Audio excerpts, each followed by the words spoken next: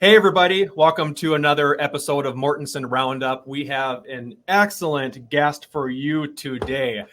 His name is Todd Edstrom. He is an agent out of the Coldwell Banker office in St. Cloud, one of my agents, a really good friend, a good resource, a great leader in the office, but ultimately just a wonderful agent. You know, you've been around for 30 plus years in this business, and you give your clients 100% the best service every single time. And you work with your teammate, Debbie Niemeyer. So it's the Todd and Debbie team, which is great. And so Todd is here and he's just going to do a little introduction of himself. And then we are talking about market trends and some insight to kind of what's going on nationally a little bit, but more locally. Because Todd, I think you would agree that real estate is local, right? Absolutely. All right. So Todd, why don't you just give us a little background and then we'll jump right into the kind of market trends after that. Well, I've been in the real estate business for 31 years. My entire career has been with this company. I enjoy this company and I enjoy Ryan, so that's a good thing. I've been teamed up with my business partner Debbie for 27 years, and we don't have his or her clients. We have our clients, and our goal is to, help people with their real estate needs. All right. Well, let's jump into it. There's a lot of buyers and sellers out there right now that want to know what's going on. 2023 was a weird year for real estate. And so what's your kind of predictions for 2024? What are you seeing? Just kind of lay it all out there. Like I said, there's national stats, which I'm sure you'll probably talk about a little bit, but real estate is local. So let's go there. So Todd, I'm going to give it to you. What are you seeing? What are you observing in the real estate market right now? 2023 was an interesting year, especially after the pandemic years and all of that. I go back 31 years. So I was here during the recession in 1994. I was here, of course, during the crash or the recession during 2008. And everybody, or a lot of people remember 2008, and this is totally different from that. The three trends that I see, the biggest issues are inventory, the number of homes on the market, the average sale price, and that's climbed so much. I'm going to talk about that in a minute. And the last thing is interest rates. So right now, nationally, we are short about 5 million homes. And that just creates this inventory problem where we have this supply and demand issue, which has pushed the average sale prices up. That shortage is nationally, but it's also here in the St. Cloud metro and all of the surrounding areas. And of course, that includes Minneapolis, St. Paul, Twin Cities area. But I want to talk specifically about the St. Cloud metro area. And inventory right now, if we didn't list another home in 1.7 months, all the homes that are on the market currently would be sold. Now, in order for that to be, which creates a seller market. So the sellers have the inventory, they have the product, and lots of buyers are out there trying to compete for that product. So that creates a supply and demand issue that drives the prices up. The average sale price nationally is right around 425,000. I think down in the Twin Cities, it's in the 380 range. And right here, it's 285,000. Those home prices have grown at 9 or 10% for the last few years. But that's going to change. I think it's going to be changed because of a couple of things. Probably the primary are the interest rates. And I think this is something that consumers are really looking at, is the interest rate, because 3 years ago, maybe even 2 years ago, you could buy a home and have a 3% interest rate. And 2 months ago, you would be paying 8% interest on your home. That creates your payments go up a lot more, of course, with that interest rate. My concern with the interest rate goes to the consumers. I think I had a young gentleman talk to me just the other day. He called. It was 2 days ago. It was a referral from a past client, and his question to me after we talked a little bit and got to know each other on the phone, he said, "Todd, is today a good time to buy a house?" And I said, "That's a great question, and you're not the only one asking it. And I think real estate agents all over the United States are getting asked this question. So is it a good time or isn't it a good time?" I said, 2 years ago, 3 years ago, you could get a 3% interest rate. 2 months ago, it was 8%. Now it's down in the sixes. And this gentleman was actually a VA, he's actually a disabled veteran out of the Army. And the interest rates at that time were about 6.2%. And I told him, I said, people are waiting for two things. They're waiting for prices to crash or go down, and they're waiting for the interest rates to go down. So let's talk about each one of those. And we've talked about this many times in our office, Ryan. We've talked about it in our meetings. We get briefings from, up the chain of command, if you will, in Coldwell Banker. The interest rates, we have a new norm. Nobody expects those interest rates to go much lower than the low sixes or the high fives. So I said to this consumer, I said, are you going to wait until they go lower, or are you going to go ahead and grab them right now? Because the world situation, you look at the geoglobal situation, wars, and all the other kind of bad news out there, things could change very rapidly, just like they did last year. So I said, if it's me, if you were my son, I would be telling you to jump on the bandwagon right now. The other thing that comes into this, Ryan, is just the normal seasonal real estate. Here in Minnesota, a lot of people don't want to move in the winter, so they don't put their houses on the market. The buyers are out there waiting for the right house.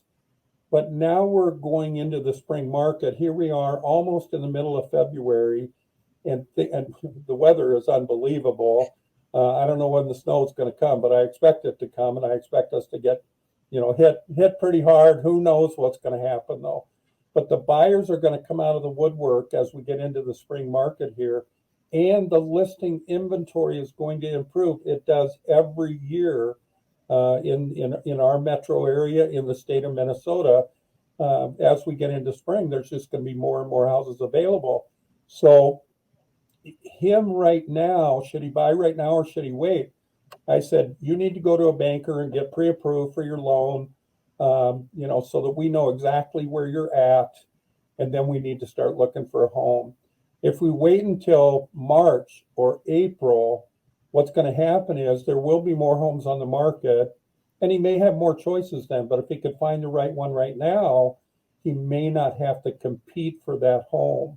So you look at buyer and seller strategies. That's kind of where you got to think about. And I encouraged him to let's get going. And he's working with a banker right now. And as soon as he's pre-approved and we know what price range we're looking in, we're going to start looking at homes. If we find the right one right now, he's going to buy a house right now. There's no doubt in my mind. If we can't find the right house, we'll just keep our eye on the market until the right house comes up. That's some really good advice, and I appreciate kind of giving us a national look along with more local within the St. Cloud market, which is great. And then you kind of tied into my third one, advice that you'd be giving clients either on the buy side or the sell side, depending on what's going on with current market conditions. Todd, what's one way that you and Debbie adapt your strategies when you are adapt your strategies to accommodate the market fluxes that we see, or the shifts in buyers and sellers? Well, let's start with sellers. Okay. Selling a home is a very complicated process, and we've got 30 years of experience doing this. It is a complicated process, and as far as the sellers, we have to look at marketing, and we have to drive the highest number of people to the home via internet, via social media, via open houses, via, using all the tools that we have. And what we try to do is we list a house. We will use something called coming soon. So we'll list a house. We typically list the homes, almost all of them. We list them and they go into a coming soon status on the multiple listing service, which feeds the entire internet. We also do a blitz on social media to let everybody know that the house is out there. However, we don't let them see the house. They're going to see all the pictures. They're going to see all the data on the home. And then that's on Tuesday. And then on Friday, we will then allow showings starting Friday morning at 8 o'clock. And it's going to be on the market then, and anyone can show it. And then we will do an open house on Saturday and possibly even Sunday. And what we're trying to do is drive the maximum number of people to that home in a short period of time, which should garner the seller the highest possible price that they could get on their home. Does that make sense? It does. So you're teasing the market, right? So you're putting it on a Tuesday in a coming soon status. You're teasing the market because, like I said, you want as many buyers to come.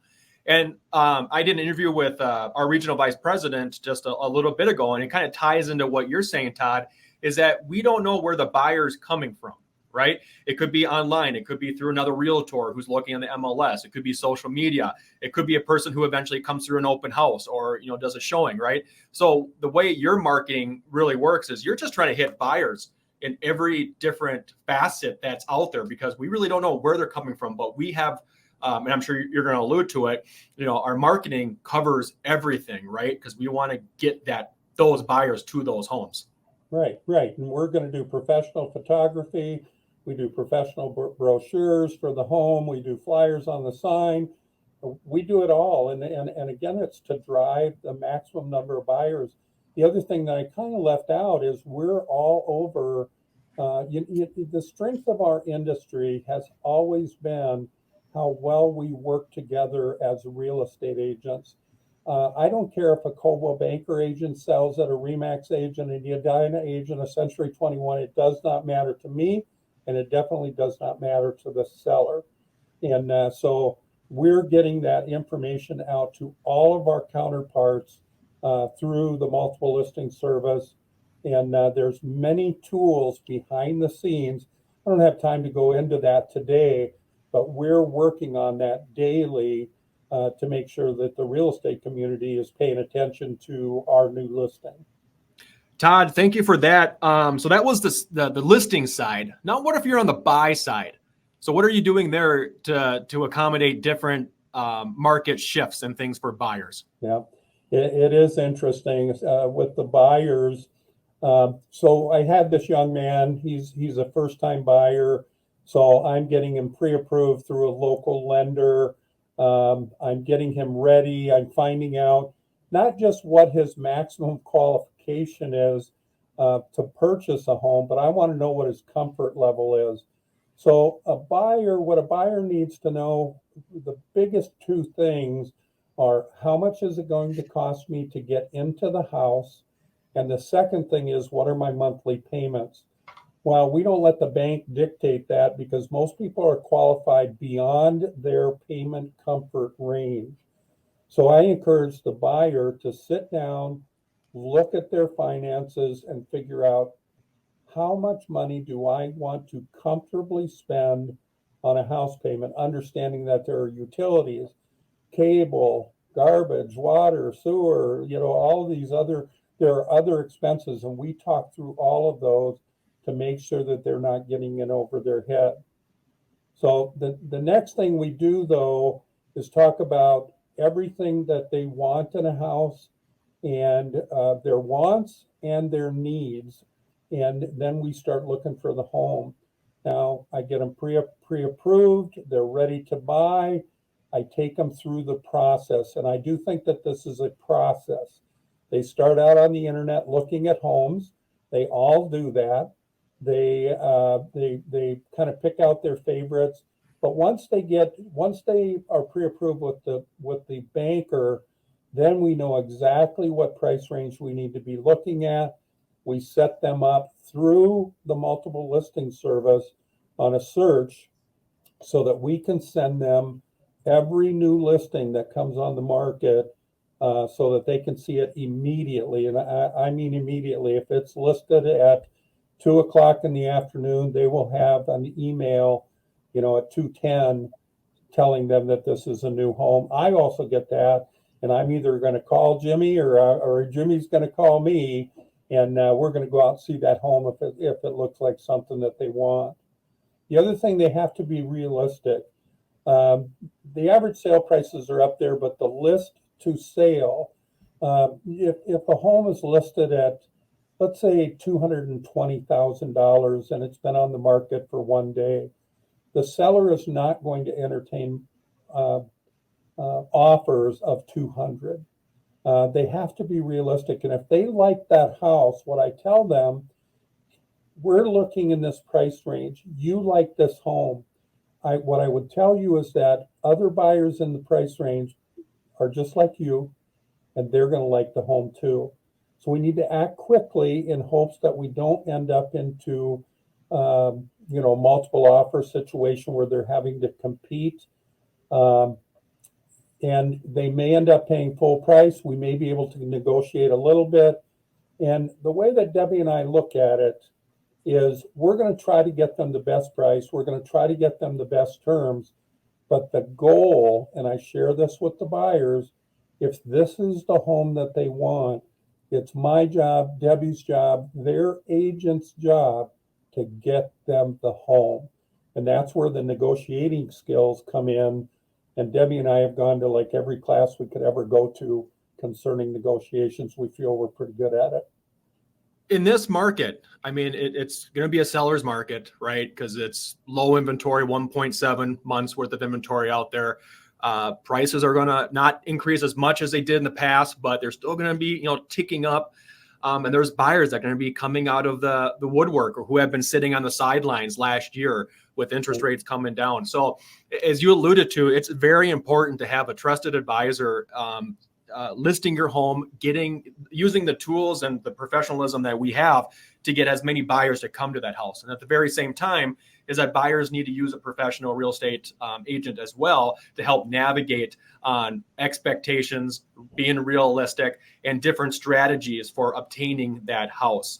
That's kind of summarizing what you're saying is, you need to use a real estate agent to help you through this market. Absolutely. Like I said, it's a complicated business and we need to help them.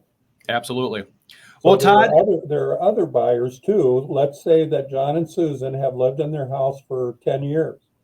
They now want to go in, they want to buy a bigger house because now instead of 2 kids, they have 4 kids. Or is it no kids to 2 kids or whatever, and they, a dog and a cat and 3 birds. So they need a larger home. And our job is to strategize with them how we can do this. And we don't really have time to go into that, but that's a very interesting conversation where we lay out the options that they can use to get into that next house. And Ryan, you brought up another fact too, or another point, and that is, what are home prices going to do? And I should have talked about this because they have gone up dramatically in the last few years. Last year, we were up about 4.6%. was the appreciation of the average home on the market, and that's in the St. Cloud market. We're anticipating this year about a 2 to 3% rise, and that's nationally, they're talking about that. So because it gets to a point where how much higher can the home prices go, but people are waiting for them to drop, and with the low amount of inventory and the high amount of buyers, they're not going to drop. So we expect a 2 to 3% increase. We'll see how it shakes out at the end of 2024. They're not going to jump significantly, but I do want to remind buyers they're not going to fall. Todd, you were worried that you would have less than 5 minutes of content for this podcast, and we're at roughly 20 minutes.